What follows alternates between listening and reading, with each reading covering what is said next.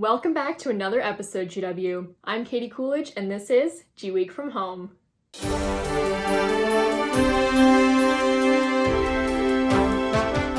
France has recently come under controversy based on the recent move by the French Senate to ban anyone under the age of 18 from wearing a hijab in public. Additionally, another amendment was proposed saying the headscarf would not be allowed in national sports competitions, especially those that are televised. This policy is unlikely to become law as it has little chance of getting through the lower house of parliament, which has already said it is against it. This law is being called the Law to Reinforce French Values and Principles, where they claim it is trying to allow everyone to practice their religion, quote, equally. It will be interesting to see how the French government progresses with this movement and how the citizens will react, especially in regards to their upcoming presidential election. A saddening announcement came from Britain last Friday when Prince Philip, husband of Queen Elizabeth II, died at 99 at Windsor Castle in England. His death was announced by Buckingham Palace, which said he passed away peacefully. He had been hospitalized several times in the past years, most recently in February of this year for other health ailments. His life spanned almost a century of upheaval for Britain, and his death occurred after Buckingham Palace most recently came under fire after Prince Harry and Meghan Markle's explosive interview with Oprah Winfrey just a month ago. A great leader, sportsman, father, and countryman, Prince Philip will be dearly missed and always remembered. President Biden recently introduced a $2 trillion infrastructure and jobs plan that would be the largest domestic investment in generations. Here's Riya Sharma with the details. On Wednesday, March 31st, President Joe Biden introduced the American Jobs Plan, a $2 trillion plan aimed at transforming the nation's infrastructure. This proposal would allocate funds primarily toward in-home care, roads and bridges, digital infrastructure, including broadband internet, and the climate crisis. Biden detailed proposed initiatives to train workers, as well as support labor unions and providers of in-home care for disabled and older Americans. In order to do so, he plans to assign $400 billion toward in-home care spending. Biden also proposed the modernization of 20,000 miles of highways and roads, along with the repairing of 10,000 bridges.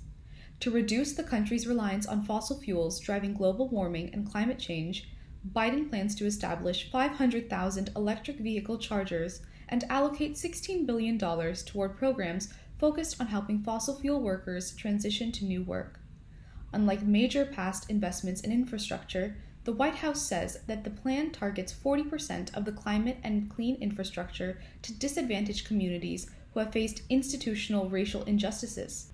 After initially announcing the American Jobs Plan on March 31st, Biden held a conference from the Eisenhower Executive Office building explaining his suggested changes on April 7, 2021.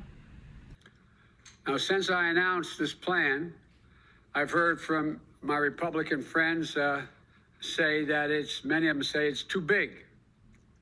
They say, why not focus on traditional infrastructure? Fix what we've already got, the roads and the highways that exist and the bridges. I'm happy to have that debate, but I want to tell you my view. We are America. We don't just fix for today. We build for tomorrow. 200 years ago, trains weren't traditional infrastructure either, until America made a choice to lay down tracks across the country. Highways weren't traditional infrastructure, until we allowed ourselves to imagine that roads could connect our nation across state lines. The idea of infrastructure has always evolved to meet the aspirations of the American people and their needs. And it's evolving again today. Biden specified that he would fund his spending primarily by raising the corporate tax rate to 28% from 21%, partly reversing a cut made by his predecessor, President Donald J. Trump. He plans to meet with bipartisan members of Congress this week to sell the plan. Emphasizing the need to improve Americans' standard of living, Biden remarked, "These are investments we have to make." For GWeek, I'm Riya Sharma. And lastly, as expected every week, some coronavirus updates. Most noteworthy is that Johnson & Johnson's hashtag one-and-done vaccine deliveries have plunged as the government cut state allocations to just 700,000 this week. The company has backed off their goal to deliver 24 million additional doses by the end of April because of issues with their contract manufacturer failing to win government manufacturing certification.